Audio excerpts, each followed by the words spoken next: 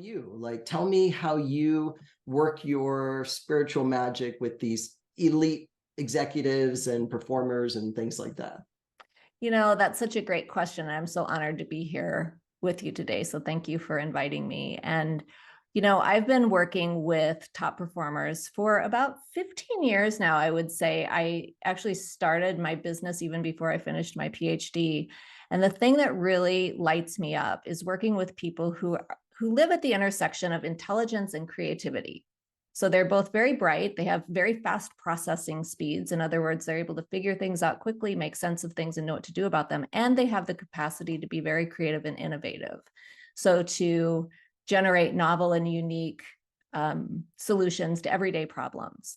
And where I find it's so interesting at that intersection, there are a whole bunch of people who are spiritually intelligent, who are very connected with their intuition, but a lot of them, like me, for a long time in my life, kept that kind of behind the scenes. I always felt like when I was working in the clinical world that I had to keep my intuition, my ability to be a medium basically, and speak with people on the other side and help them transition and communicate with my clients and the people who have passed on at the same time. Those kinds of things I kept behind the scenes.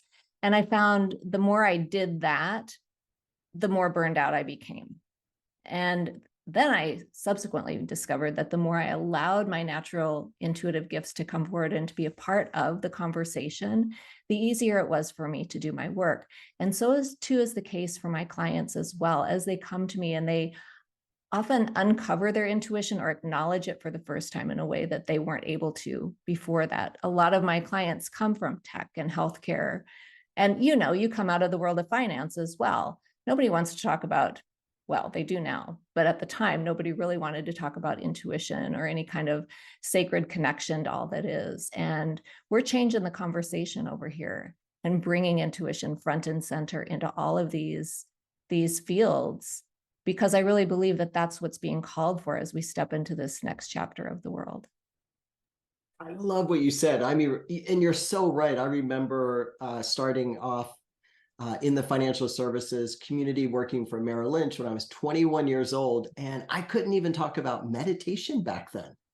Oh, no. Right? It was a big no-no. That was 34 years ago. And like you say, today it's welcomed, it's proven to get results. And what I hear you saying is, yeah, it's acceptable in today's business environment, and athletic for the athletic field as well, because following your intuition on when you shoot a basket, do I go left or right, or which way do I go? It's such a powerful tool, and you're seeing too more and more folks tapping into it, right? Absolutely, tapping into it and just even acknowledging it. And when you talk about sports, do you mind if we talk about that for a second? Because Would this is love to. interesting. I was a college athlete. I ran track, and I broke 2 school records in one day. And the only thing that I did differently the week before that meet was that I visualized my races.